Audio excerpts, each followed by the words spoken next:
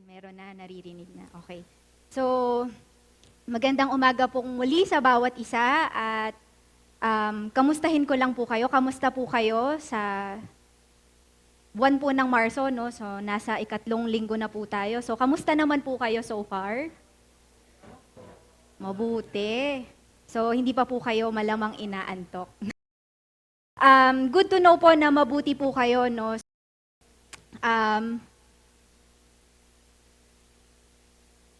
Nakahanda na po ba kayo?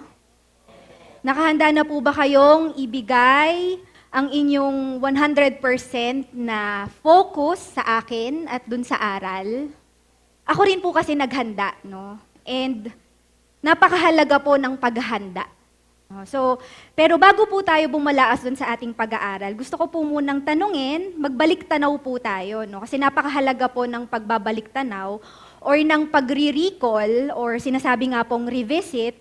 Kasi po, yung pagbabalik tanaw ay nabibigyan po yung isang individual para i-assess or evaluate, kamusta ba siya?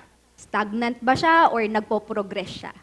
So, balik tanaw tayo ngayon, dun sa mga naunang pag-aaral po, noong unang buwan ng Marso. So, nung unang buwan ng Marso, sino po ang nagturo at ano po yung itinuro niya? So, sino pong nag-notes? Ay, walang nag-notes, pastor. So, nung una pong, ayan, may narinig na ako. So, nung una pong buwan ng Marso, ang nagturo po sa atin ay si Ate Marge. At ang itinuro po niya ay ang mabuting balita. So, may 1 point na si Sita. Nung second week naman po, sino po ang nagturo at ano po yung kanyang itinuro? So, kanina may sumagot dito sa hanay na to. Magpapatalo ba yung nasa hanay na to? So, si Ate Dalia, at ano po yung kanyang itinuro? Born again. Next question. Naintindihan po ba natin? Because yung mga naunang turo po na yan, that is the very core po kung bakit tayo nananampalataya. Kung bakit tayo nandito. Naintindihan po natin yung magandang balita or mabuting balita at naunawaan po ba natin yung born again na itinuro ng ating mga kapatid? Mahina. Hindi po nyo naintindihan. So yung magandang balita po ay patungkol po sa ating Panginoong Hesus. Siya po yung mismong magandang balita. Yung salvation ay na ibibigay sa taong tatanggapin yung mabuting balita at sasampalatayanan yung ginawa niya. At yung pagiging born again naman po, hindi po siya estado or hindi po siya religion. It's a state of mind, it's a state of heart. Yung pagiging born again po ay yung espiritu mo ay muling naisisilang sa banal na espiritu. Therefore, ikaw ay nagpapasya. Anong pagpapasyahan mo? Na magpapasakop ka sa Panginoong Hesus.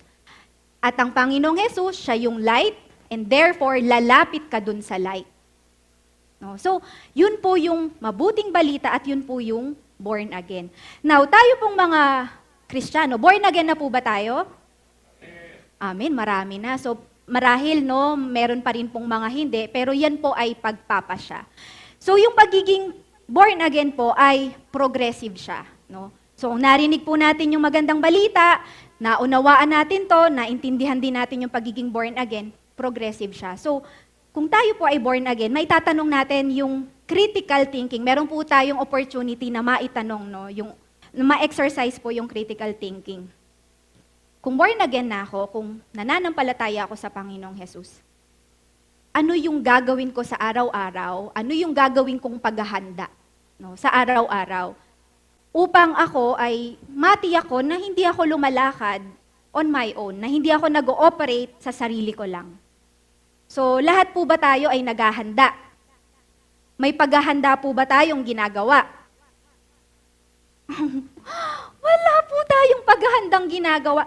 Alam niyo po mga kapatid, ito pong aral na to, meron pa po bang nasa labas? Wala na. Kasi ito pong aral na to, dapat po walang maiwan. No? So kung meron pa pong nasa labas, dapat pumasok na para wala pong maiwan. So ito pong pag-aaral natin na to, napakahalaga niya kasi kung tayo po ay naghahanda, mai-align po natin yung ginagawa nating paghahanda sa kung ano ba dapat yung pinaghahandaan ng isang Kristiyano o ng isang born again. Baka po kasi iba yung pinaghahandaan natin. No, baka naghahanda tayo para bukas, o naghahanda tayo para sa susunod nating investment, naghahanda tayo para sa susunod nating travel, sari-sari mga kapatid. Pero ngayon po, no, tulad po ng inyong nakikita, no, si Apostol Pablo, pinakita niya, no, meron po siyang sulat kung saan inihambing niya yung isang Kristiyano o isang mananampalataya sa isang atleta. Na yung isang atleta naghahanda. Para saan? Para sa kanyang pagtakbo. So, are you ready? Handa na po ba kayo na malaman kung ano ba dapat yung pinaghahandaan nating mga Kristiyano? Si pastor lang po ang nakahanda. Okay, so sige, without further ado, paghandaan na po natin. Ano nga po ba yung buhay na nakahanda? Paano po ba tayo naghahanda bilang mga Kristiyano? At ito po ay papamagatan nating ang nakahandang buhay na kukunin po natin sa aklat po ng Mateo, ang kabanata po ay 24, mga talatang 42 hanggang 44. So sabi po dito, kaya't maging handa kayo dahil hindi ninyo alam kung kailan darating ang inyong Panginoon. Tandaan ninyo ito, kung alam ng may-ari ng bahay kung anong oras sa gabi darating, ang magnanakaw, siya'y maghahanda at hindi niya pababayaang pasukin ang kanyang bahay. Kaya't lagi kayong maging handa sapagkat darating ang anak ng tao sa oras na hindi ninyo nalalaman. So, ito pong sulat ng apostol ay patungkol po sa pagbababala ng Panginoong Hesus, patungkol po sa kanyang pagdating. Ano po yung tiyak doon? Ano po yung certainty na makikita natin dito sa sulat ng apostol? Na ang Panginoong Hesus ay darating na muli. Magbabalik siya. Example, si pastor, sinabihan niya si Kuya Ros, sinabihan niya si Kuya Kim, no? Na, pupunta ako sa bahay ninyo. Sa tingin niyo po, ano pong gagawin ni Kuya Ros at ni Kuya Kim? Maghahanda, no? Hindi sinabi ni pastor kung kailan siya darating, pero sabi niya, next week pupunta ako sa inyo. So, ganun din po yung sinasabi dito ng Panginoong Hesus sa kanyang mga alagad, no? Bahagi po ito ng mahabang salaysay niya patungkol po sa kanyang pagbabalik. Hindi niya po sinabi dito kung kailan, pero meron po siyang sinabi na mga signs o meron po siyang mga clue kung kailan po siya darating. No? At dito po makikita po natin, no, ang Panginoong Hesus, makikita po natin yung yaman po ng kanyang pagtuturo. Bakit? Kasi po, nagbigay pa siya ng further example. And yung example niya is, masasabi po natin na a household example. Meaning to say, lahat po makaka-relate, lahat relatable. No? Bakit po? Sabi niya, kung alam ng may-ari ng bahay kung anong oras sa gabi darating yung magnanakaw, maghahanda siya. So, sino po dito ang hindi makaka-relate na may magnanakaw? Meron po, di ba? Lahat po tayo makaka-relate. During this time na isinulat po ito, meron na pong nangyayari na po na merong mga magnanakaw. And even to our generation, ano man yung generation mo, Gen Z ka, millennial ka, alam natin na may magnanakaw. Actually, sa panahon po natin ngayon, sa generation natin ngayon, no, high-tech na, advanced na yung pagnanakaw. No, hindi lang po mga bagay yung ninanakaw, even your identity, pwede po siyang nakawin. Kaya nga po meron tayong tinatawag na identity theft. At hindi lang po yung identity mo yung pwedeng manakaw. Even yung puso mo pwedeng manakaw. Di ba? Kaya nga po may mga kanta na you stole my heart or you steal my heart. No? And even yung mga mahal natin sa buhay, nananakaw din po yan kung hindi po natin sila mamahalin. No? So much for the meme. No? So, yung ating pong binasa ay bahagi po ng isang malaking salaysay o mahabang salaysay na ipinapahayag po ng Panginoong Hesus yung kanya pong muling pagbabalik. So, binabalaan niya po yung mga alagad at binabalaan niya po yung mga Kristiyano na dapat maging handa sapagkat siya ay muling darating. Binabalaan niya sila para hindi po sila mapahamak Dahil kapag hayahay ka lang, pagpa-blessing-blessing ka lang, definitely, no, mapapahama ka. So ito po yung ating susuriin ngayon upang malaman po natin kung ano nga po ba yung dapat na ating pinagugugulan o pinapahalagahan upang tayo po ay maging handa. Upang tayo po ay maging future ready Christians, no? So, at dahil po dyan, gusto po nating maging handa, ano nga po ba yung dapat nating paghandaan? Dapat po na itatanong po natin yan sa ating mga sarili bilang mga Kristiyano. Lord, nauunawaan ko po yung mabuting balita. Alam ko po, nauunawaan ko, naintindihan ko po yung pagiging born again. At nagpapasya po ako sa araw-araw ng buhay ko na ako ay magiging born again. Now, ano po yung dapat kong paghandaan? Naitanong nyo na po ba yun, mga kapatid, sa inyong mga sarili? Ano yung dapat nyong paghandaan? Sige, tanungin po natin ngayon. Kung hindi nyo pa po na itatanong, tanungin na po natin, ano po ba ang dapat paghandaan ng mga Kristiyano sa buhay na ito? Nilalakasan ko po kasi baka po meron pong inaantok sa inyo. Pag may na-miss po kayo sa ituturo ko, mga kapatid, baka ma-misalign po kung paano tayo naghahanda. No? So, yan po yung ating sasagutin at hagdan-hagdan po nating sasagutin yung tanong na yan. No? So, dapat po nating paghandahan yung mga bagay na yan upang makarating po tayo sa dulo at hindi po tayo magkamali.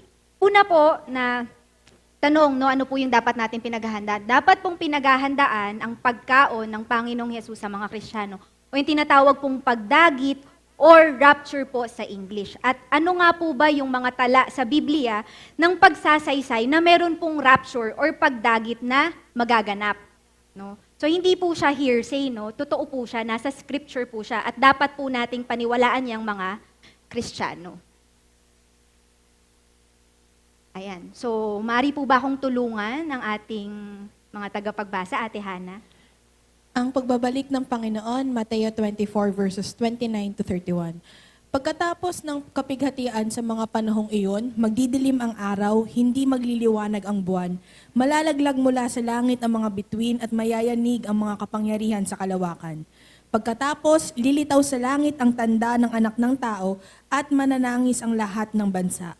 Makikita nila ang anak ng tao na nasa alapaap at dumarating na may dakilang kapangyarihan at kadakilaan. Sa hudyat ng malakas na tunog ng trumpeta, susuguin niya ang kanyang mga anghel sa apat na sulok ng daigdig at titipunin nila ang mga hinirang mula sa lahat ng dako. Salamat, Ate Hana. So, ano po yung sinasabi po dito ng apostol?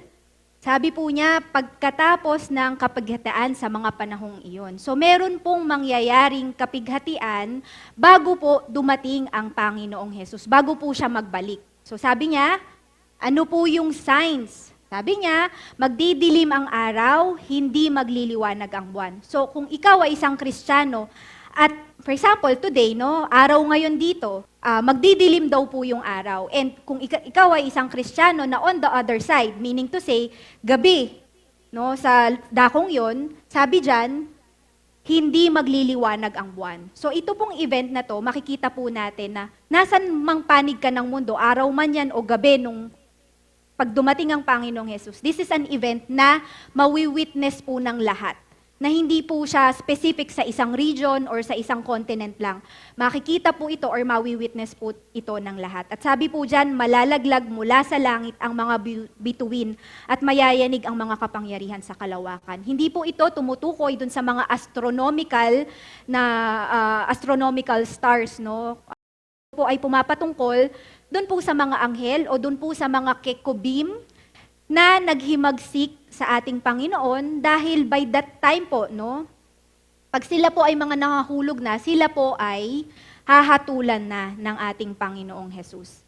And sabi po dyan, sabi po niya, pagkatapos lilitaw sa langit ang tanda ng anak ng tao, no, siya po ay pumapatungkol, pinapatungkulan po niya ng anak ng tao ay wala pong iba kundi ang ating Panginoong Hesus. Dito po, sabi po dyan, yung paglitaw po ng Panginoong Hesus na may dakilang kapangyarihan, ang tawag po dito sa ating binasa, no, ay ito po yung event na kung tawagin ay rapture, pagkaon, or pagdagit. No, so, tingnan po natin mga kapatid.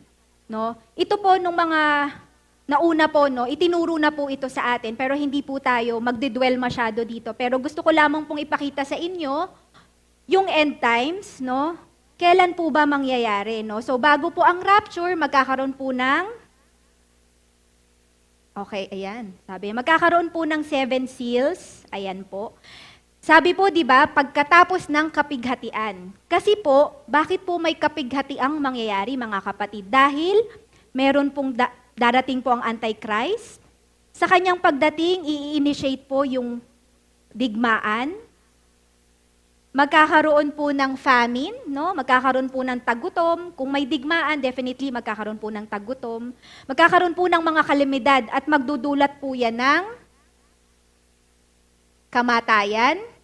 At bago po dumating ang rapture, meron pong mga mananampalataya na sinasabi nga po magiging martyr. Bakit sila magiging martyr? Kasi sa kanila po, yung mga nagmamatapat, no, yung mga tunay na mga Kristiyano, sila po ay papatayin.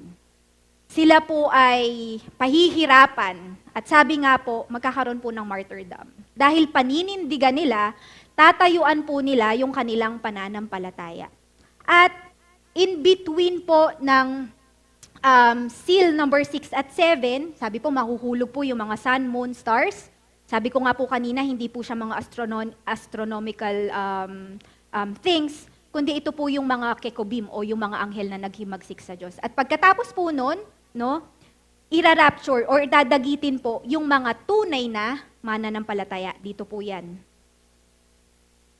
So, tayo mga Kristiyano, tatanungin natin, nangyari na po ba yung rapture? Hindi pa po nangyayari. Bakit? Kasi sabi nga po ng Panginoong Hesus, babalik ako, pero hindi ko sasabihin kung kailan, pero malalaman nyo. Bakit? Kasi merong mga tanda. Dadating ang Antichrist, magkakaroon ng war.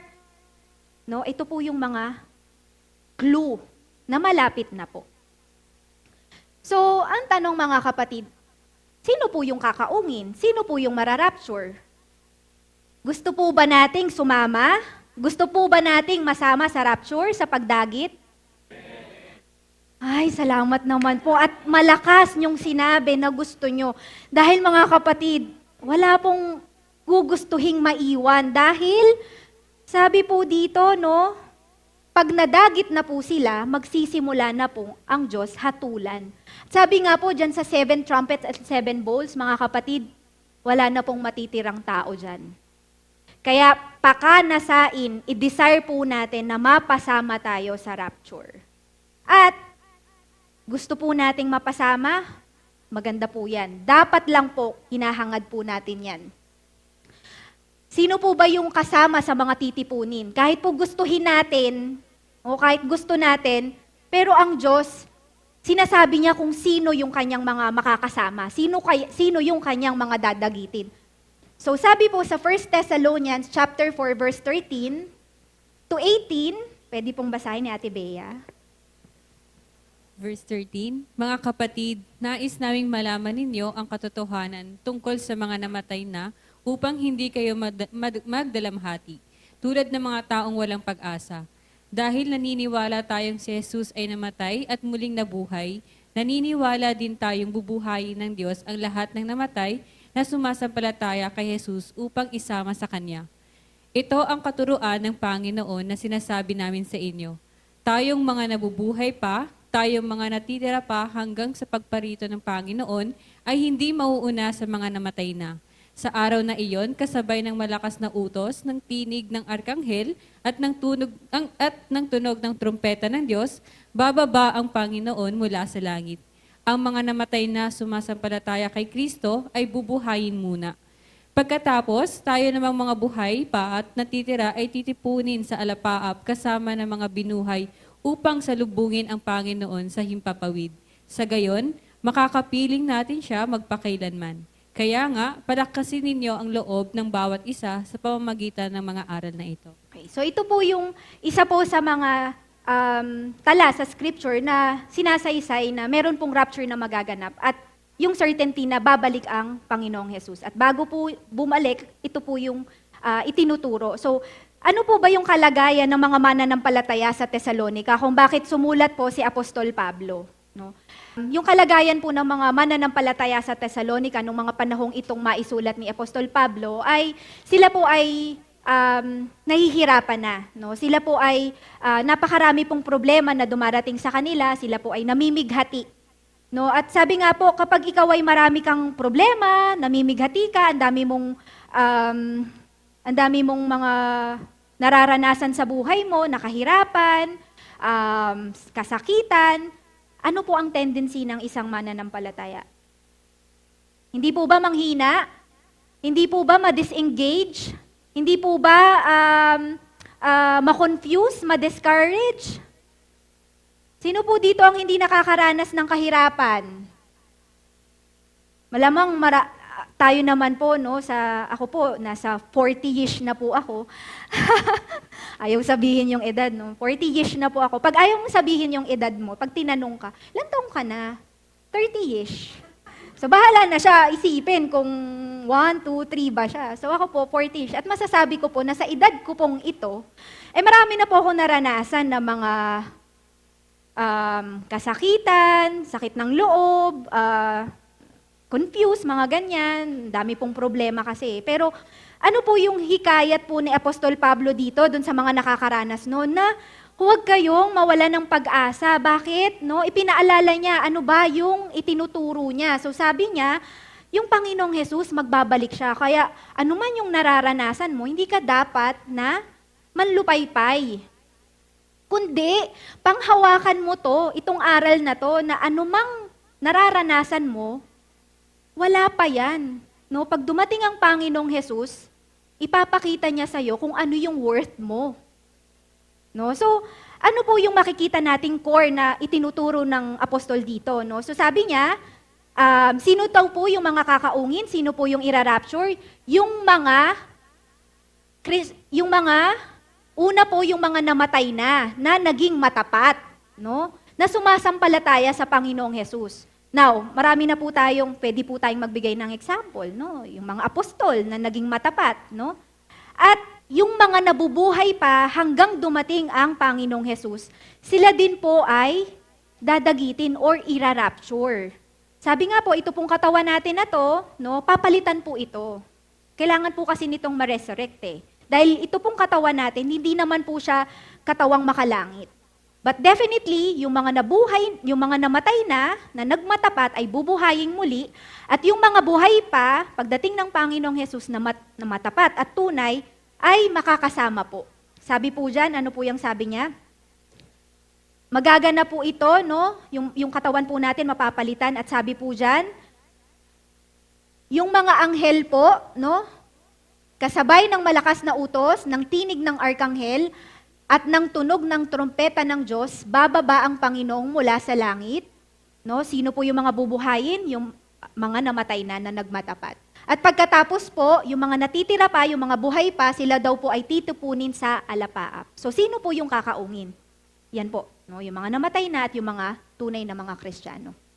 So, kung alam na po natin kung sino po ba yung kakaungin o kung sino po yung irarapture, paano po tayo magiging handa? Paano po tayo mapapabilang doon sa mararapture? Dapat po natatanong natin yan sa ating mga sarili. Sige nga po, pwede po nating basahin. Verse 1, tingnan ninyo kung gaano kalaki ang pag-ibig sa atin ng Ama. Tinatawag niya tayong mga anak ng Diyos at iyan nga ang totoo. Ito ang dahilan kung bakit hindi tayo nakikilala ng mga makasanibutan. Hindi nila kinikilala ang Diyos. Verse 2, mga minamahal, anak na tayo ng Diyos ngayon, ngunit hindi pa nahahayag ang magiging kalagayan natin.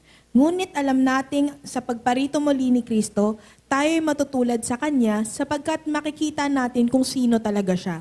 Kaya't ang sino mang may ganitong pag-asa ay nagsisikap na maging malinis ang pamumuhay tulad ni Kristo. Ang bawat nagkakasala ay lumalabag sa kautusan ng Diyos sapagkat ang kasalanan ay paglabag sa kautusan. Nalalaman ninyong naparito si Kristo upang pawiin ang ating mga kasalanan at siya'y walang kasalanan. Ang nananatili sa Kanya ay hindi nagpapatuloy sa pagkakasala.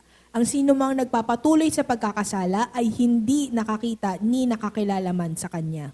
Ayan. So ano po ba yung sinasabi dito ni Apostol ni Apostol Juan, no? Paano po ba maghahanda ang isang Kristiyano sa buhay na ito? No, so ano po yung pinapaliwanag muna ng apostol dito? So pinapaliwanag niya po yung pagkakasala ay paglabag po sa utos ng Diyos. Hudyo man daw po tayo, Hudyo man po or hintil, hindi man po kabilang doon sa law ni Moises, kapag nagkasala ka, lumalabag ka sa utos ng Diyos. So, ano po ang sabi niya dyan? No? Tingnan niyo po kung ano po yung bagong identity ng mga na-born again. Yung mga naintindihan po o tinanggap po yung magandang balita. Ano na po yung bago nilang identity? Tinatawag niya tayong mga anak ng Diyos at yan ang totoo. No? So, mga kapatid, kaya malakas po yung loob natin. Kaya may kumpiyansa po tayo. Bakit? Kasi po, ano po ang turing sa atin ngayon ng Diyos? Mga anak, at yan daw po ay totoo. Ngunit yung pagiging anak ng Diyos, yan po ay depende. No? Hindi naman po lahat ay tinuturing na anak ng Diyos. Sabi nga po dito, no? So, sino po yung mga anak ng Diyos? Yung mga, sabi po sa verse 6, yung mga hindi po nananatili sa pagkakasala.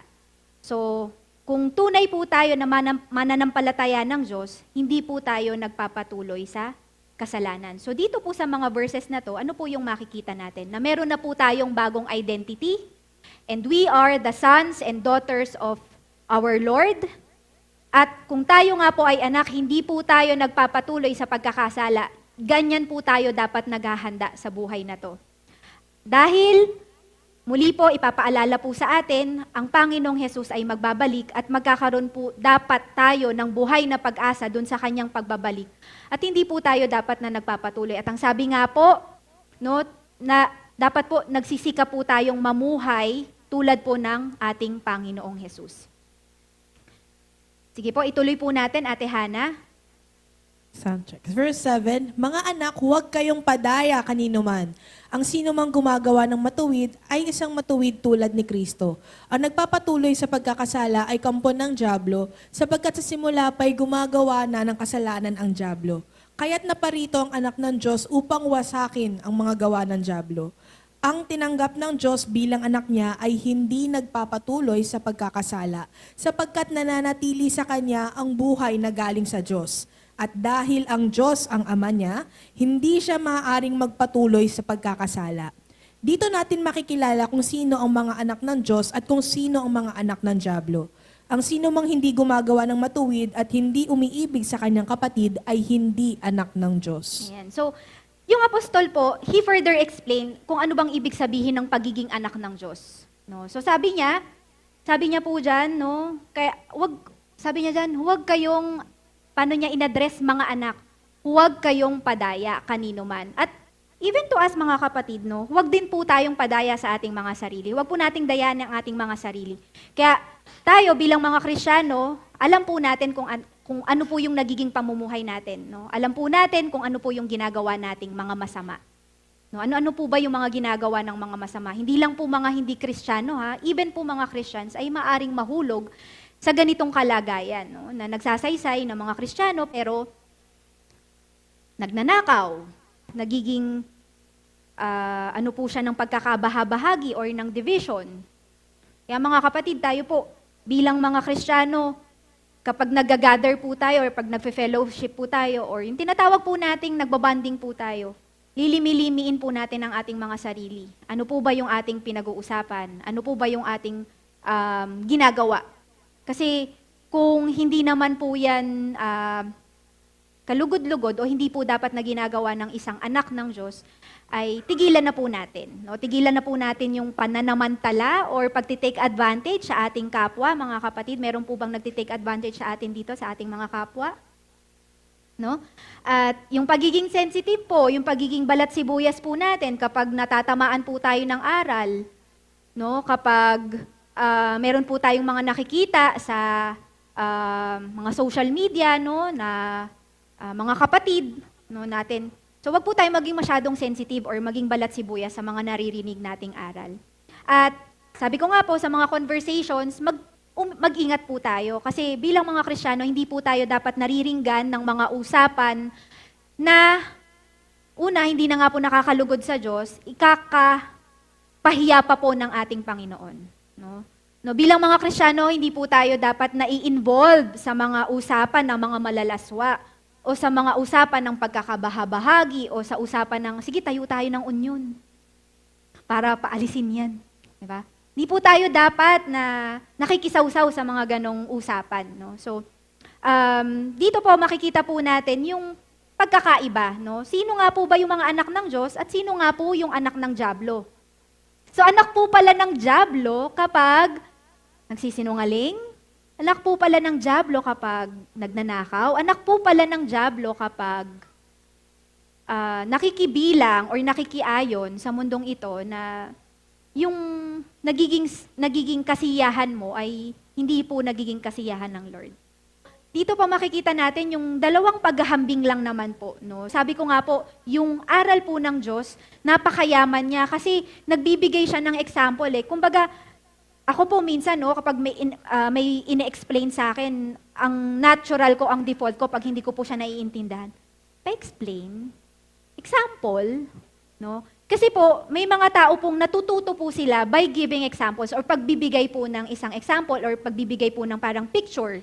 May mga ganong klase po ng tao na dun sila natututo. So dito po, pinaghambing po kung sino po yung anak ng Diyos at anak ng dyablo. Sabi po dyan, yung anak ng Diyos, sila po yung gumagawa ng matuwid at sila po yung umiibig sa kapatid o nagmamahal sa kapatid. Samantalang, yung mga anak po ng dyablo, sila po yung gumagawa ng masama at hindi po marunong lumingap or hindi po marunong magmahal sa kanyang kapwa. Kaya makikita natin mga kapatid na magkahiwalay po yung lakad ng mga Kristiyano at ng mga hindi Kristiyano. Bagamat, parehas po silang nahulog sa pagkakasala at kasalanan, pero pagdating po nung panahon na ipangaral po yung magandang balita na ipinangaral na po sa atin, at ipinangaral din po yung pagiging born again, yung tinatahak po ng mga Kristiyano ay pababalik po dito. Yung tinatrack niya ay pabalik sa Diyos. Samantalang po yung isang tao na nung marinig po niya yung magandang balita, hindi po niya ito tanggapin, dito po siya tumatahak. No? Sa walang hanggang pagkakahiwalay sa ating Diyos. So mga kapatid, no, tayo po, tuntunin po natin yung lakad ng pananampalataya na kung saan ay magdudulot or maglilid po sa atin sa buhay na walang hanggan. Sabi nga po ng apostol kanina, di ba? Ano man yung nararanasan natin na mga paghihirap, nagkakasakit man tayo, meron man tayong mga mahal sa buhay na nangawawala, no? Nahihirapan man po tayo, huwag po tayong manlupaypay or huwag po tayong ma-discourage. No? Bakit po? Kasi po, alalahanin po natin yung bago nating identity. Ano na daw po tayo? Tayo daw po ay anak ng Diyos at yan daw po yung totoo. Pangalawa, ngayong umaga ay inaaral po sa atin na ang Panginoong Hesus po ay magbabalik at kinakailangan po nating maghanda. Kinakailangan po natin na mapasama dun sa rapture, mga kapatid. No? Tulad po ng sinabi ko, magkaiba po yung lakad nila.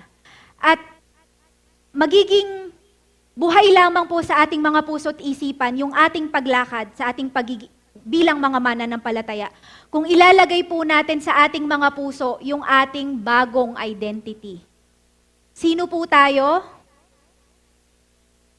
Ay, naku po. Sino po tayo? Okay, mga kapatid, mga anak po tayo ng Diyos. We are the sons and daughters of God. Therefore, ipamuhay po natin yan. Huwag po tayong tutulog-tulog, huwag po tayong aantok-antok, mga kapatid. So, pangalawa po, ano po yung dapat nating paghandaan? Ano po ba ang dapat paghandaan ng isang Kristiyano? Dapat pong paghandaan ng paghukom ng Panginoong Hesus sa mga Kristiyano. Pagkatapos po palang ma-rapture ka, no, ay yung mga Kristiyano po, ay sila po ay huhukuman. No? Hindi po pala natapos na, ay, ang saya na rapture ako, hindi po pala natatapos doon. Dahil, simula pa lamang po yun. Dahil alam niyo po mga kapatid, yung pagsisimula mo ng pananampalataya sa Panginoong Hesus, diyan pa lang magsisimula kung yung gagawin mo ba ay may value or walang value. May halaga ba yan or tapon? So, pagkatapos mong manampalataya, yung gagawin mo at hindi mo gagawin, hahatulan ka ng Diyos. So, pagdating ng dakong wakas, huhukuman ng Panginoong Hesus ang mga hindi sumasampalataya. Gayon din naman po, huhukuman din ang mga sumasampalataya sa Kanya at sa Kanyang ginawang pagliligtas sa sangkatauhan. So magkahiwalay pong event yung paghatol ng Diyos sa mga di mananampalataya at paghatol ng Diyos sa mga sumasampalataya sa Kanya. Dalawa itong magkahiwalay na halos 1,000 taon. So, yung tao po, naliligtas po sa pamamagitan ng pananampalataya at ito po ay sa pamamagitan po ng kagandahang loob ng Diyos sa bawat isa sa atin. So, kung ano po yung ating gagawin sa buhay natin pagkatapos po nating manampalataya, ay hahatulan pa rin po ng ating Panginoong Hesus. Paano po ba huhukuman ng Diyos yung mga Kristiyano? Sabi nga po, yung kaligtasan, free po siya. So sa panahon po ba ngayon, mayroon pang libre? Wala na masyado, no? Pero isa po yung ating maaasahan na yung kaligtasan o yung salvation, it is free. So ginawa pong lahat ng ating Diyos, yung lahat ng Kanyang makakaya, upang yung kaligtasan ay marinig natin, upang yung kaligtasan ay maialok sa bawat isa. Ano lang po yung kailangan natin gawin, mga kapatid? Kailangan po natin itong tanggapin at sampalatayanan. Nanyo po, meron po akong kakilala na yung classic example na, sabi ko nga po, ako natututo kasi ako sa example no? Pag sinasabi mo sa akin, ganito yung gagawin mo, hindi ko po yung masyadong naintindihan. Parang kailangan mo po akong bigyan ng maraming example. So meron po siyang example na binigay sa akin, no? Kung paano daw po yung pananampalataya ay natatanggap. During Christmas po, ano po yung ibinibigay sa mga inaanak? Regalo. So, yung kaligtasan po, ibinibigay po siya ng libre sa lahat. Pero yung pagbibigyan, ano po yung kailangan niyang gawin? Kailangan niyang tanggapin. Otherwise, hindi po niya matatanggap yung kaligtasan. So, kapag tinanggap na po ng isang Kristiyano yung kaligtasan, then dun din po magsisimula yung gagawing paghatol sa kanya ng Diyos. Bakit? Bakit po? Kasi po, kung maalala po natin, meron pong dalawang klase ng tagapagtayo ng bahay. Tama po? Yung isa po na builder, ang ginagamit niya ay yung mga mamahaling bato, hiyas, ginto, pilak. At meron namang pong builder na ang ginagamit ay kahoy, damo, o yung mga materyales na kapag tinupok ng apoy ay masusunog. So tayo po mga kapatid, tayo po yung builder. Tayo pong mga mananampalataya, tayo po ay builder. Now, ano po ba yung ginagamit natin sa ating pagtatayo? Doon po natin malalaman yan, mga kapatid. So, paano po ba huhukuman ng Panginoong Hesus ang mga Kristiyano? Maadi po bang pabasa, Ate Hana? Verse 6, kaya't laging maging malakas ang ating loob, kahit na alam nating habang tayo narito pa sa katawang lupa, hindi tayo makakapasok sa tahanang inihanda ng Panginoon. Sapagkat namumuhay tayo batay sa pananampalataya sa Panginoon at hindi sa mga bagay na nakikita. Malakas nga ang loob nating iwanan ng katawang ito na ating tinatahanan ngayon upang manirahan na sa piling ng Panginoon. Kaya naman, ang pinakananais natin ay maging kalugod-lugod sa Kanya, maging nasa katawang lupa tayo o maging nasa piling na Niya. Sapagkat lahat tayo'y haharap sa hukuman ni Kristo at tatanggap ng nararapat ayon sa ating mga gawang mabuti o masama nang tayo'y nabubuhay pa sa daigdig na ito. Yan. So, malakas po ba yung loob natin, mga kapatid? Mahina pa rin. Malakas po yung loob natin? Amen. Lagi po natin tatandaan yung first point natin kanina, ano na po yung bago nating identity? Tayo po yung mga anak ng Diyos. And yan po yung isang reason, napakahalagang reason para maging malakas yung loob mo. So, malakas din po ba yung loob nating mamatay? Uy. So, si Zachary, tama, no? Oh, ang dami ng points dito sa portion na to, no? So si Zachary, naiintindihan niya, no, yung na malakas yung loob niya kasi buhay sa kanya yung bago niyang identity. At naiintindihan din niya na bakit malakas yung loob niya. Kasi po, yung mga taong tunay na sumasampalataya sa Panginoong Hesus, hindi po sila natatakot mamatay. Dahil lahat ng ginagawa nila, alam nila na paghahanda ito para dun sa susunod, para dun sa kinabukasan. Maging mamatay man or nabubuhay pa. Kaya nga po, nasabi ni Apostol Pablo, di ba? Walang makakapaghiwalay sa kanya sa Diyos, ni kamatayan man, ni paghihirap man. Kung mawala siya, mabuti para sa kanya kasi makakasama niya na ang Panginoong Hesus. Kung mamatay din naman siya, mabuti pa rin yun sa kanya. So ganun kalakas po yung loob ni Apostol Pablo at tayo din po, dapat magkaroon din po tayo ng ganung lakas ng loob. Yung buhay po natin dito sa lupa, dapat po yan maihanda. No? Lalo na ngayon na ipinaalala po sa bawat isa sa atin na mayroon pong rapture, pagdagit o pagkaong mangyayari. Sino po yung kakaungin? Yung mga tunay na sumasampalataya sa Panginoong Hesus. Yung tahanan po natin ito pong katawan natin, vessel po ito, pero hindi po ito yung kakaungin. No? Tayo po ay mareresurrect. So lahat po ng mga Kristiyano ay haharapan sa hukuman ng Panginoon, hahatulan po yung kanilang mga gawa. Mga kapatid, take note po dun sa ating binasa, ano po yung hahatulan? Hindi po yung ating mga kasalanan. Sabi po dyan, hahatulan po yung ating mga gawang masama at mabuti. So yun po yung hahatulan. Sample po tayo mga kapatid. Kanina na-mention ko yung builder na nagtatayo na gumagamit ng mga mamahaling hiyas. At meron naman pong builder na gumagamit ng mga hindi kalidad na pagtatayo sa bahay. No? So tayo po ay mga builder. So tayo po bilang mga Kristiyano, ano nga po ba yung mga ginagawa natin na may value at ano po ba yung mga ginagawa nating tapon or hindi tatanggapin ng ating Diyos? No? So example po, bigay po tayo ng maraming example. Tulad ko po kayo sa akin na dapat maraming example para po maintindihan. Na example po, araw po ng Sunday, no, may nang invite na, oy, may go negosyo, gustong-gusto mo nang magkaroon ng negosyo, no, para maturuan ka. May nang invite sa'yo, attend ka, go negosyo, maraming freebies, meron ka maririnig mo yung mga businessman na nandoon, na tuturuan ka kung paano mag-start up. No? Meron pong coaching and mentoring ng Sabado. So, ano pong pipiliin mo, kapatid? Of course, pipiliin po natin yung mentoring and yung coaching. No? Minsan lang po tayo mabigyan ng pagkakataon kung saan mapipili natin yung pinakamahalaga, yung mabuti. And that is, yung ikakalago po natin. No? Nagpasya po tayo na sa mahabang panahon, nagtatights naman ako. Lord, this is it. Tunay na yung ibibigay ko. Yung totoo na. No? Mabuti po yun. No?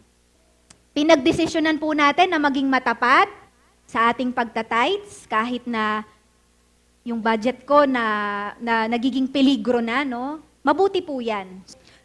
Mabuti po yung makita po natin yung ating mga kapatid dito, no? Tingnan niyo po yung mga kapatid niyo. Nalalaman niyo po dito, makikita niyo po sa kanila kung sino po yung financially challenged at nangangailangan po ng tulong. Kung tutugon ka, kung tutulong ka, kung magbibigay ka at ipapadama mo yung pagmamahal mo, mabuti yan. Then, you are doing good. Nagbibuild ka na ang ginagamit mo o ang ginagamit mo ay yung mga mamahaling hiyas. Now, ano naman po bilang mga Kristiyano yung ginagawa na tapon or pagdating po ng panahon ay susunugin lang or walang value? Ano po, bigay po tayo ulit ng maraming example. No? So, ano po yung hindi mabuti? Kapag nagtatights ka, no? Pero nagtatights ka out of obligation. Hindi po tama yun, mga kapatid. No?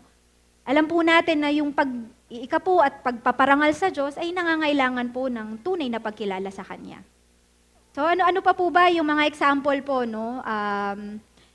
Kapag nagmi-ministry tayo, in-involve natin yung ating sarili sa ministry, pero yung reason natin kung bakit tayo nagmi-ministry, ay kasi gusto kong makita si ganito eh. Kasi gusto ko siyang makasama eh. Or, kaya po tayo nagmi-ministry kasi to us, magagamit ko to sa labas. Pansarili po. So ano po yun? Ano po yung mga ginagawa ng mga Kristiyano na tapon? Kaya mga kapatid, no, let's be honest, huwag po tayong padaya. Let us serve the Lord because whatever we do, no,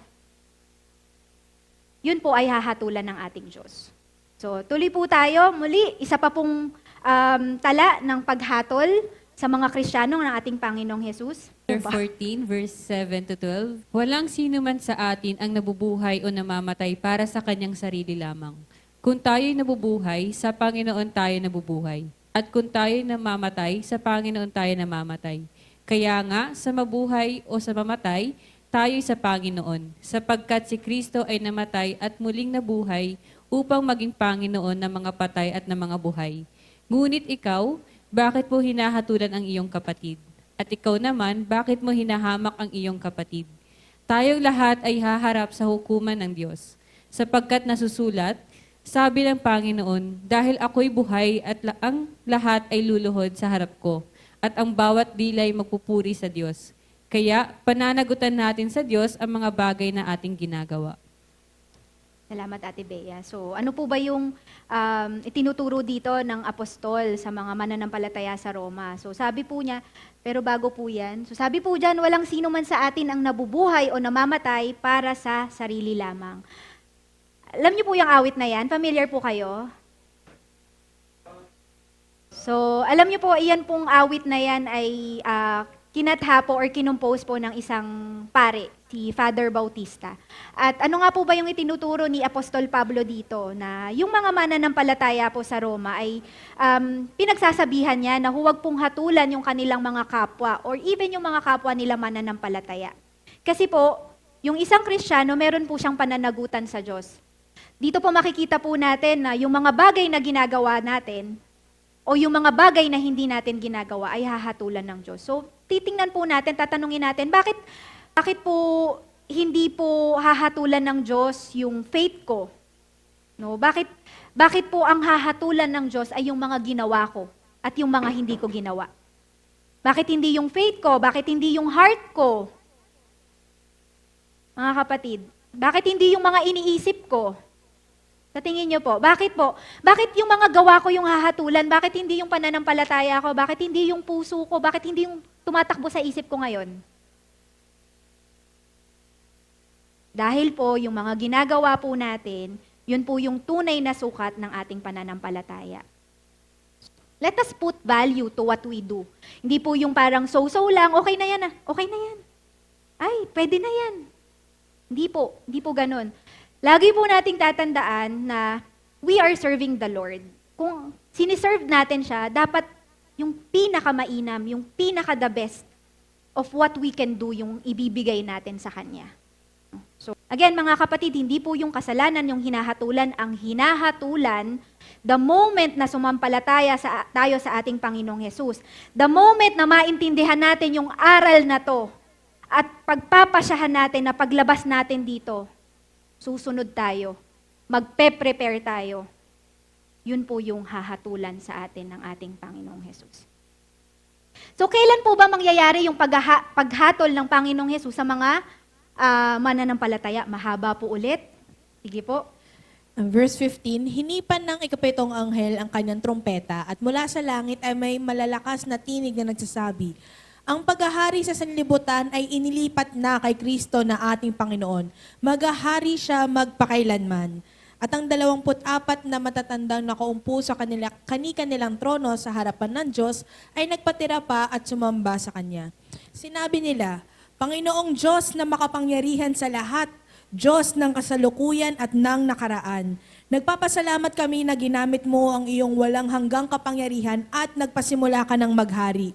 Nagngingit-ngit ang mga di kumikilala sa iyo dahil dumating na ang panahon ng iyong puot, ang paghatol sa mga patay at pagbibigay ng gantimpala sa mga propetang lingkod mo at sa iyong mga hinirang, sa lahat ng may takot sa iyo, dakila man o hamak. Panahon na upang lipulin mo ang mga sumira sa sanlibutan. Okay, sabi po dyan, inilipat. Ang tanong po mga kapatid, naghahari po ba ang Panginoong Jesus dito sa sanlibutan? Wala, sumasagot. Hindi pa. Naghahari po ba siya sa puso ng mga mananampalataya? Naghahari po ba siya sa puso nyo, sa puso ko? Amen. Naghahari po ba siya sa loob ng iglesia? Dapat po, no? So, pero alam po natin na may mga Kristiyano po na hindi po fully pinaghaharian ng Diyos. No? Sabi po dun sa verse 17, no? Tinutukoy po ang Panginoong Jesus. No? At sabi po dyan, makikita po natin sa verse 18, yung twin event, no? Rewarding the prophet, rewarding the saint, at rewarding yung mga taong nagmatapat. Dakila man daw po sila or hamak. No? So, igagana po ng Diyos yung kanyang paghatol. Ang tanong po, do we fear God? Tayo po ba ay may banal na takot sa Diyos? Dapat lang. Kaya wag po nating imimiss ang aral na to mga kapatid. So, balik po muna tayo ulit sa end times. So, kailan po ba mangyayari yan? So, sabi po dyan, dito po sa 7 trumpets, sa Revelation 7, makikita po dyan eh. Sabi po ni Apostol Juan, sino ba yung mga taong nakaputi? Kasi may nagtatanong mo, sino yung mga taong nakaputi? Sabi po ng may akda, sabi niya, sila yung mga taong nagtagumpay sa gitna ng matinding kapighatian, nilinis nila at pinaputi sa dugo ng kordero ang kanilang damit, iyan ang dahilan kung bakit sila nasa harap ng trono ng Diyos. So, simula po dito sa 7 years na paglitaw po ng Antichrist, ayan, Antichrist, hanggang po dito sa 7 trumpets, no, ay dyan po magaganap yung judgment seat of Christ. Sino po yung mga i-judge doon sa judgment seat of Christ? Yung mga Kristiyano, yung mga saints, yung mga nagmatapat po. So, magsisimula po yung 7 bowls, at ito na po yung huling yugto ng paghuhukom dito sa daigdig. So, sabi ko nga po kanina, dito po, sa part na yan, ubusan na po ng lahi dyan. Naalala ko na pag-aralan po namin yan yung meron pong yelo na babagsak na 50 kilos, no? At sabi ko nga po, sino nga po kayang makakatagal doon? Tapos yung 3/4 ng body of seas, magiging kulay dugo siya na kung saan hindi mamamatay po yung mga nandoon. So, alam po natin kapag 3/4 ng yung water ay hindi na mapagkukunan ng pagkain, ano po kaya yung mangyayari mga kapatid? Kaya nga po, yung rapture po, initiation po yun ng paghuhukom ng Diyos dun sa mga hindi sumampalataya sa Kanya. No? Kaya hindi po natin gugusto na hindi po tayo mapasama dun. So, since alam na po natin mga kapatid na meron ding pong paghatol dun sa mga Kristiyano, paano po tayo maghahanda? Kanina po, dun sa mga buhay, no, mga Kristiyano na hindi pa kinakaon, paano po sila maghahanda? Ngayon, hanggang ngayon po, paano pa rin po ba maghahanda ang isang Kristiyano? So, sabi po sa 1 Corinthians, hindi ko na po isinulat dyan, sabi po doon, kaya naman ang pinakananais natin ay maging kalugod-lugod sa Kanya, maging nasa katawang lupa tayo o maging nasa piling niya, sapagkat lahat tayo ay haharap sa hukuman ni Kristo at tatanggap ng nararapat ayon sa ating mga gawang mabuti or masama, nang tayo'y nabubuhay pa sa daigdig. So paano po tayo maghahanda? Sabi po dyan, pakanaisin po natin na yung ating pamumuhay ay maging kalugod-lugod po sa mata ng Diyos. Dahil, ano po yung motivation? Dahil po may pagdating ng Panginoong Hesus at may paghuhukom po na mangyayari. So tayo po bilang mga mananampalataya, hindi po sapat na tayo'y kumilala lang sa Diyos, hindi po sapat na tayo'y manampalataya lang. Let us serve the Lord, let us obey the Lord, and be ready to be transformed while we are being faithful to Him. No? So ano po yung gagawin natin? No? Na habang tayo po ay namumuhay, nag-ooperate dito sa mundong ito, let us put the armor of God.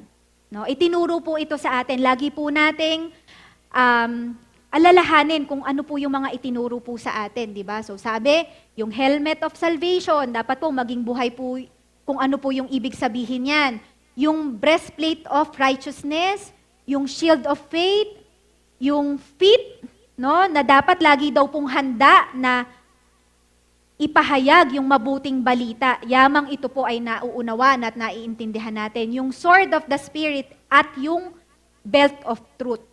Ganyan po tayo dapat maging handa. Kasi mga kapatid, hindi tayo nag-ooperate on our own. No, dapat alalahanin po natin yan, kasama po natin ang banal na Espiritu sa ating paglakad. No? Nang sa ganun po, hindi po tayo nagkakamali sa ating mga paglakad.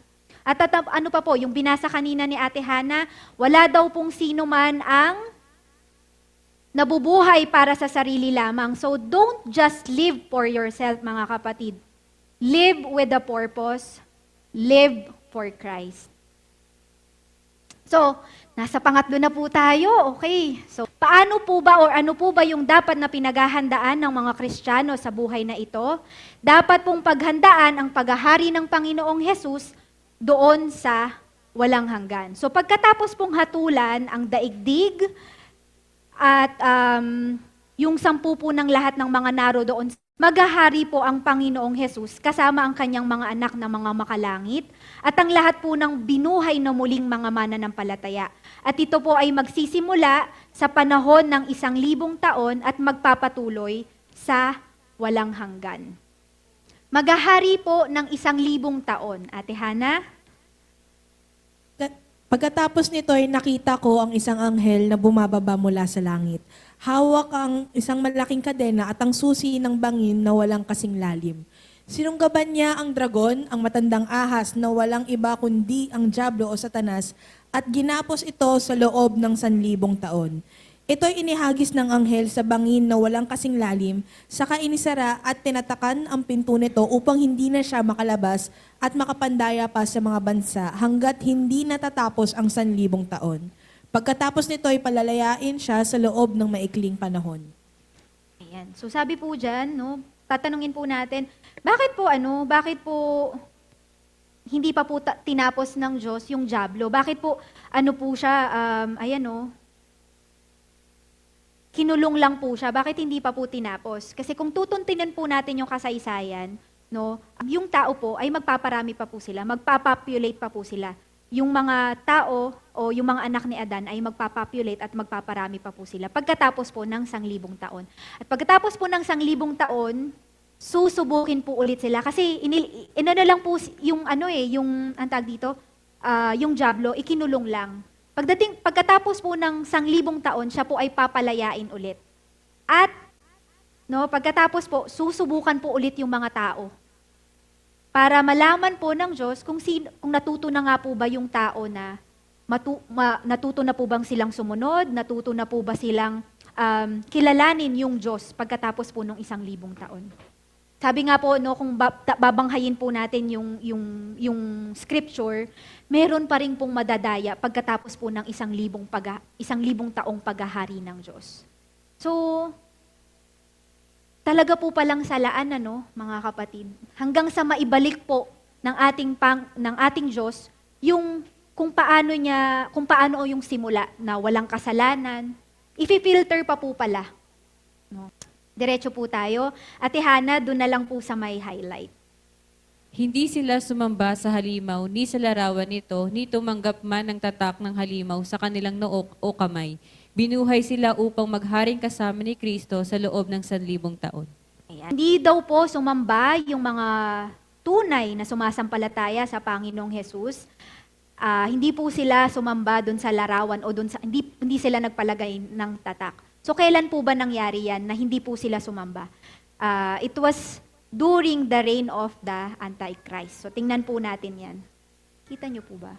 Ayan. So during the reign of Antichrist, ayan. So dumating yung Antichrist at mula po dyan, mangyayari po yung kapighatian.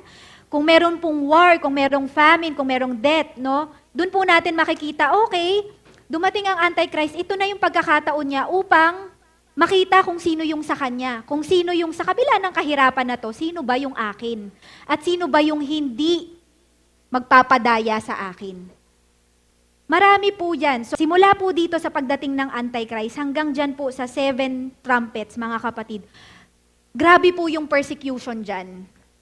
Grabe po yung persecution na may taggutom, marami pong manlalamig, no? Sa kanilang mga, even mga Christians, manlalamig po sila. Kaya nga po tayo, sa ating panahon mga kapatid, kung hindi po tayo nagsasakripisyo, kung hindi po tayo nahihirapan sa buhay natin dito, paano po natin mapapagtagumpayan yung pighating sinasabi ng Biblia bago dumating ang ating Panginoong Hesus? Kaya habang nandito po tayo, practice na po tayo mga kapatid. Dapat po tinatanong sa ating mga sarili, Kristiyano ko, nakakaranas ba ako ng paghihirap? Nape-persecute ba ako? Nagkakaroon ba ako ng burden na i-share yung good news? Tapos nasasabihan ako, ano ba yan? Ayan na, parating na. Tago na tayo. No? Tayo po mga kapatid, bilang mga Kristiyano, nasusubukan po ba natin, nararanasan po ba natin na yung budget natin ay numipis dahil nakita natin yung kapatid natin na nangangailangan and ano ba naman tong maliit na portion na to na ako ay magtiis dahil meron akong kapatid na nagtitiis din sa buhay. Nagtitiis po ba tayo na kahit hindi po natin gusto, kahit hindi konbinyente sa atin, kahit nakakapagod ay ginagawa pa rin po natin na magpahayag ng salita ng Diyos. No? Na kahit nakakaantok na, gusto mo na lang matulog, attend ka pa rin ng Bible study. No? Na pag may panawagan po ang iglesia na mag-enroll ka sa na magpa-water baptize ka na, kung naiintindihan mo naman yung aral, sumusunod po ba tayo? Kasi po sabi nga po yung pagiging born again ay pagpapasako po dun sa kalooban ng Diyos kahit ikaw sa sarili mo, hirap na hirap kang sundin yon.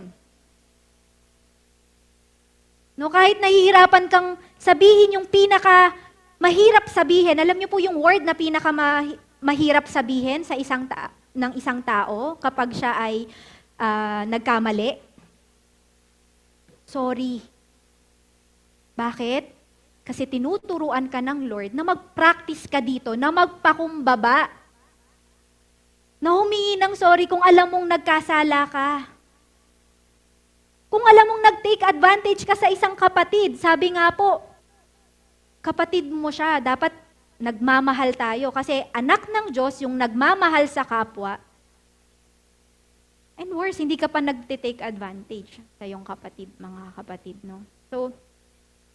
So dapat po, mga kapatid, habang nandito pa tayo sa lupa, ito na po yung pinagpapraktisa natin. Dapat po nahihirapan tayo dito. Dapat po nagsasakripisyo tayo dito. Dapat po ginagawa na po natin, no, ini-imitate po natin kung paano po namuhay ang Panginoong Hesus at yung mga apostol nung sila po ay nabubuhay pa. Hindi po sila hayahay. Hindi po sila chill lang, mga kapatid. At wala pong mayaman sa kanila. Masama po bang maging mayaman? Masama po bang mag-ambisyon? Hindi po. Pero meron po tayo dapat pagdidesisyon o pagtahak natin sa buhay natin na tungo or leading po dun sa kalooban ng Diyos para sa atin. And that is, yung ating mga kapwang hindi pa nakakarinig ng mabuting balita, maibahagi natin ito sa kanila, ma-share natin ito sa kanila, then nagiging katuwang po tayo ng Diyos para mapanumbalik po yung mga taong nangahiwalay sa kanila, na wala naman pong ibang nais ang Diyos, kundi yung taong nilikha niya simula umpisa, ay makapanumbalik sa Kanya. Maging source po tayo, maging vessel po tayo, na kung saan, nagiging katuwang po tayo ng Diyos. Kasi kung hindi po, ano pa pong ginagawa natin dito? Dapat po ba, nung tayo'y naging Kristiyano, dapat po kinuha na po tayo ng Lord? Pero hindi. Meron po tayong purpose. Meron siyang gustong ipagawa sa atin. And we should have the right heart para gawin yon, mga kapatid. Dapat po meron tayong tamang intention. Dapat meron tayong tamang motivation. And ano po yung motivation natin, mga kapatid? Tulad po ng aral sa atin, magbabalik ang Diyos Bahala po kayo kung hindi po kayo mapasama sa rapture. Pero seryoso po yung aral. Dahil kung titingnan nyo po yan, mga kapatid, 7 trumpets, 7 bowls, yan po yung galit, yung puot ng Diyos. Yan po yung paghihiganti ng Diyos dun sa mga taong nagbuwis ng buhay at tinayuan yung kanilang pananampalataya para ipaghiganti sila yung mga naging martyr dito, mga kapatid.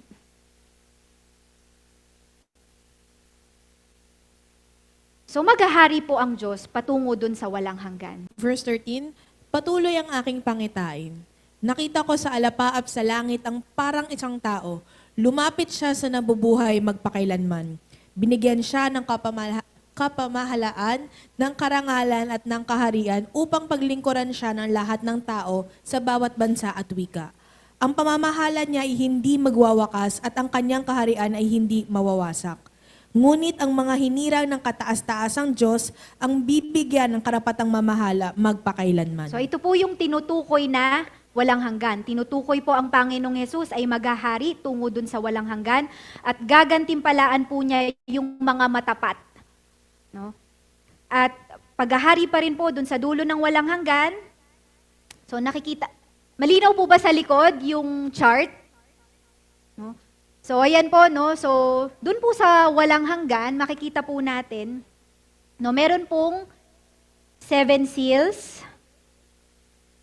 At pagkatapos po ng 7 seals, no, pagkatapos pong ma-rapture yung mga tunay na sumampalataya, yung mga buhay pa at mga nangamatay, ay i-initiate na po yung paghuhukom ng Panginoong Hesus na kung saan ito po yung 7 trumpets, ayan po yung 7 bowls.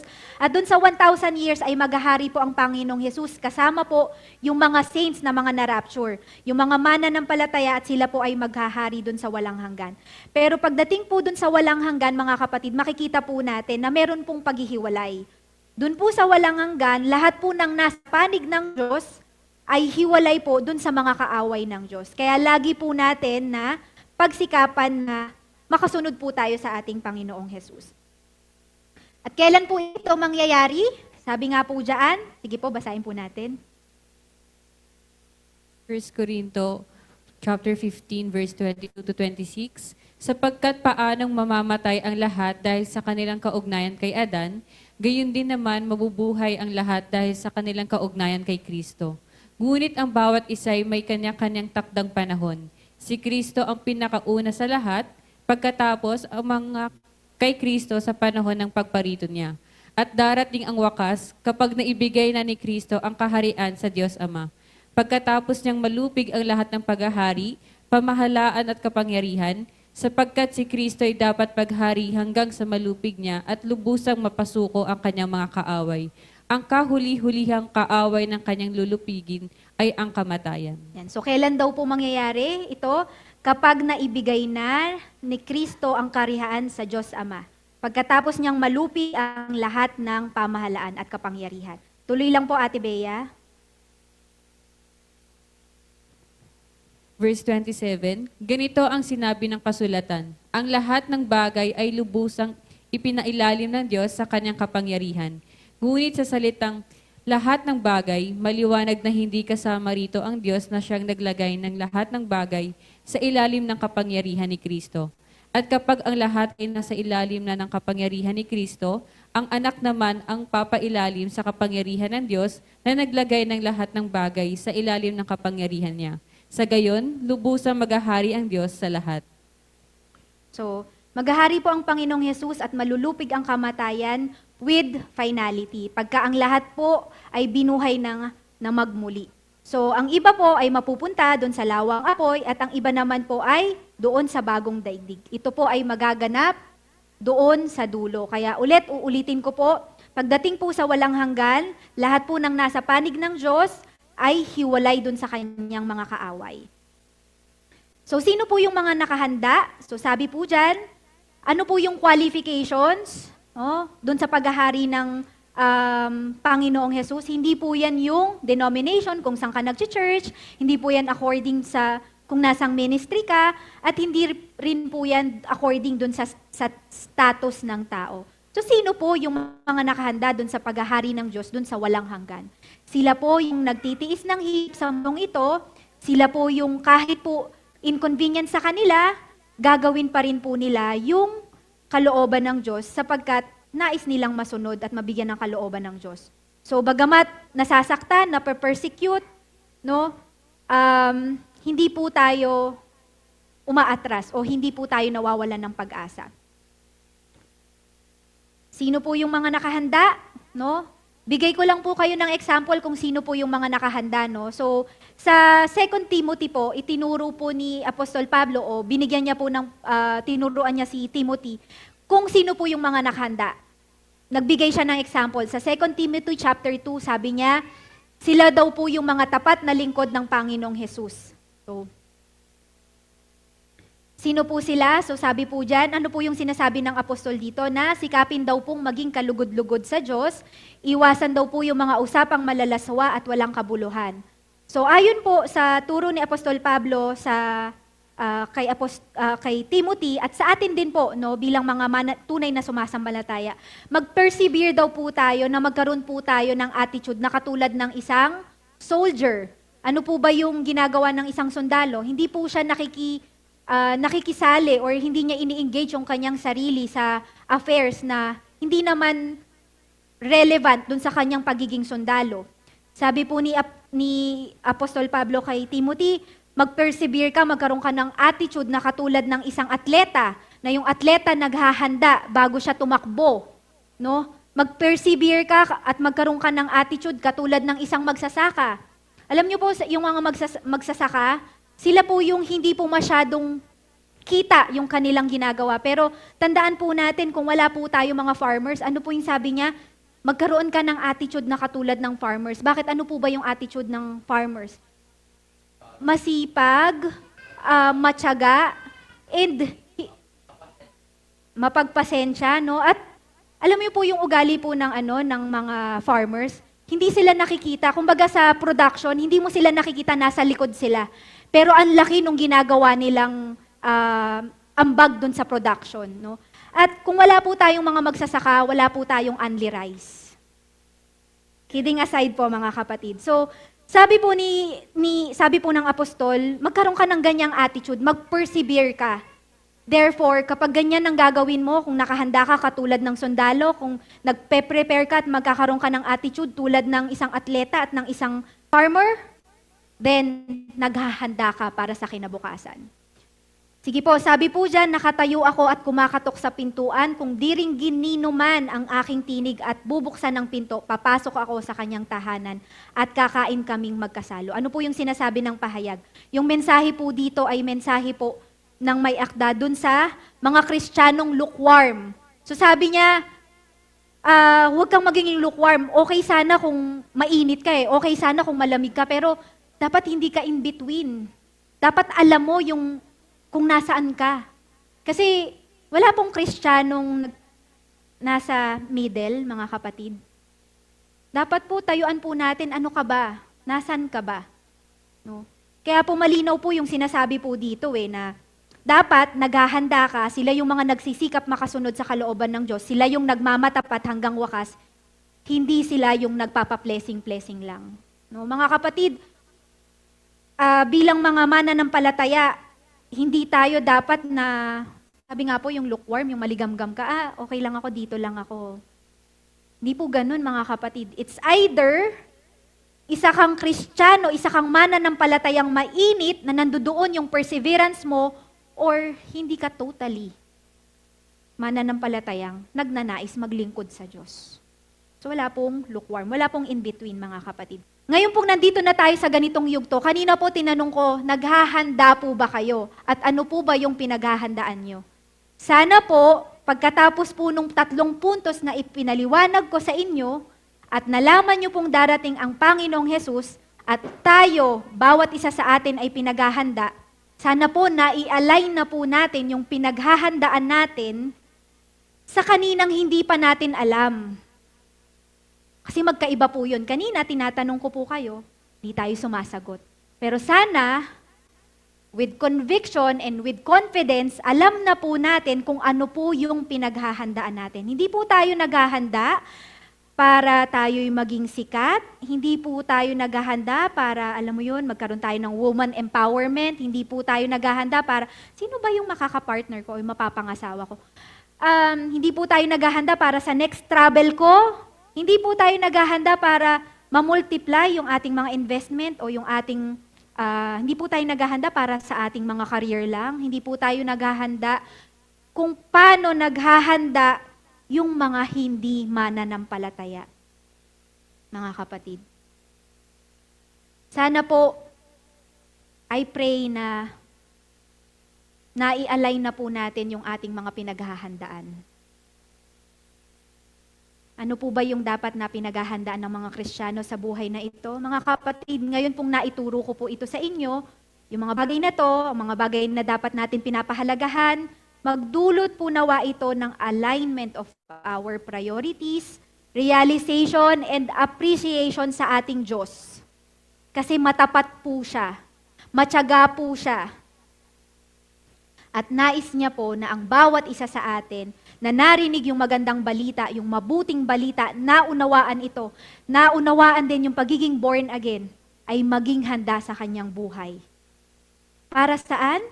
No? Para po ang isang tunay na sumasampalataya sa Panginoong Hesus ay mapaghandaan yung pagkaon, pagdagit o yung rapture na gagawin ng Panginoong Hesus at upang mapaghandaan din po yung paghukom ng Panginoong Hesus dun sa mga tunay na sumasampalataya at upang paghandaan po yung paghahari ng Panginoong Hesus doon sa walang hanggan. Bilang paglalago mga kapatid, iisa lamang po yung paghihikayat sa ating lahat na tayo po yung inaral po sa atin, tayo daw po ay maihanda. Nalubos po sa ating mga sarili na naunawaan natin at naintindihan natin na ang Panginoong Hesus ay magbabalik. At siya po, igaganap niya po yung paghuhukom sa mga mananampalataya at dun sa mga hindi mananampalataya. At siya po ay maghaharing kasama yung mga hinirang niya dun sa walang hanggan. Ito po yung ating walang sawang paglilingkod, yung pagmamatapat po natin sa ating Diyos, ay bunsod po ng natutuhan po nating mga aral. At dapat po natin yung ipagpasalamat sa Diyos. Huwag po tayong padala sa kalinlangang itinuturo na, okay na, naligtas na ako Kristiyano na ako mananampalataya na ako, naintindihan. Huwag po tayong magsettle na naintindihan lang natin. No? Kundi naintindihan mo, kumilos ka upang paglingkuran ng Diyos. Walang dapat dapat po ay patuloy po tayong magsumikap. Marami po ang mapapahamak kung pagkatapos pong marinig yung aral ay hindi po ito susundin at hindi po matututunang paglingkuran ang ating Panginoong Hesus. Dahil po dun sa walang hanggan, sa wakas, sabi po ni Apostol Pablo, yung paglilingkod natin, yung pagmamatapat po natin, yung mga ginagawa po natin ay hindi po kailanman masasayang. Magandang tanghali po.